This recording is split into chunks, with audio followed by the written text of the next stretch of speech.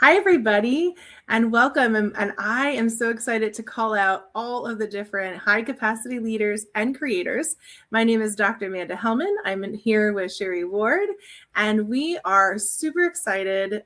Maybe perhaps I always say super excited before we go into a topic, and it's not always because Wah, wah. that's an exposure of all the things that we've done and even things that we're learning and growing, but that's a good thing.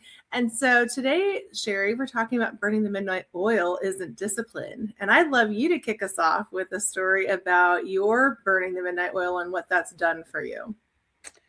I think there's so many times that I've burnt that midnight oil. I always say don't burn the candle at both ends. Like if you're going to burn it on one end, don't burn it on both ends.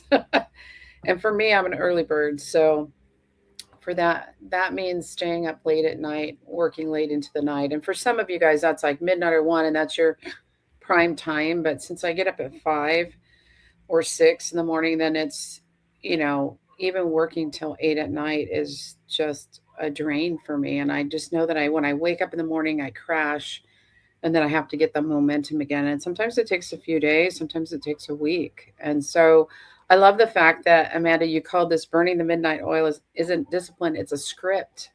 So I would love you to unpack that piece. That would be fantastic. Absolutely. And so when it comes to burning the midnight oils, this is a great example. So I was actually working as a transition coordinator, and I was working with 30 to 40 graduate students, 30 to 40 students with disabilities and adults and different agencies, as well as schools, as well as getting my graduate degree, my PhD, and doing Other than other that, things. that's all you got. And so I had, so my and then worrying about school and doing papers. And my current script was as soon as I would turn something in, all of a sudden it was got to do this, got to do that. This is on the list. And I would sit there on the couch and acting like I would go to bed. And all of a sudden the hidden scripts are what if I didn't do this right? What if I didn't do that? What if that paper missing this? And it would be this constant script that I didn't realize was ongoing. And so what the adrenaline was with all these scripts that were telling me how to perform and achieve. And so I would stay up, and I'm not a night person, but I would be up till 2 or 3 in the morning, get up at 5 or 6 in the morning. And this was how I was living. And I thought everybody should be doing that, or everybody could be doing that. And I would crash at the end of semesters for weeks where I'd sleep to catch up, but I never caught up. And so that would be the hidden scripts, are all the thinking that we have that drive us into overperforming, and then we crash. I could so relate to that. And I hate it even worse when it gets even worse when you hustle, hustle, hustle. So as an example, I had a family member that I had to help get some medical records for. It took me the entire day because of the medical system and going back and forth and bouncing between these two doctors. And, the fax went through, the fax didn't go through on one end, they didn't receive it on the other. I mean, literally like calling all day long.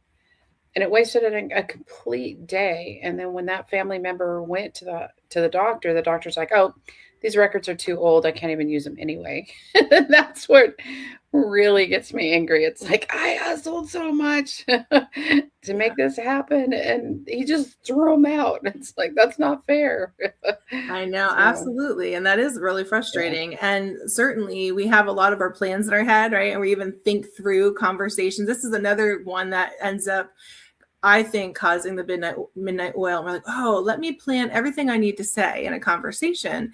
But that doesn't always work because you're in a conversation with other people. And so a lot of times the conversation may take a curve, but we plan it right in our head. We have all these exhausting thoughts about how that'll go, and boom, it doesn't quite. And we're like, oh, but I planned this, right? Or I planned this out really well. right, And then, like Sherry right. said, she was like planning and trying to get stuff done, and it just goes out the window. And so that can be very frustrating and exhausting because, especially as a leader or creator, you only have so much time.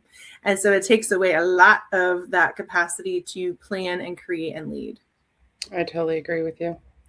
So we would love to invite you. We're having a high capacity reset challenge for any high capacity female Christian leader in business, ministry, or in the creative fields. And we'd love to invite you to come. These are the types of conversations we're going to be having, but we're also going to be having exercises and activations. And we're going to make this really practical for you moving forward as a high capacity leader. So we'd love for you guys to come. So Yes. go ahead and click the link below, and we'd love to see you there. See Bye, you there. guys. Bye, all.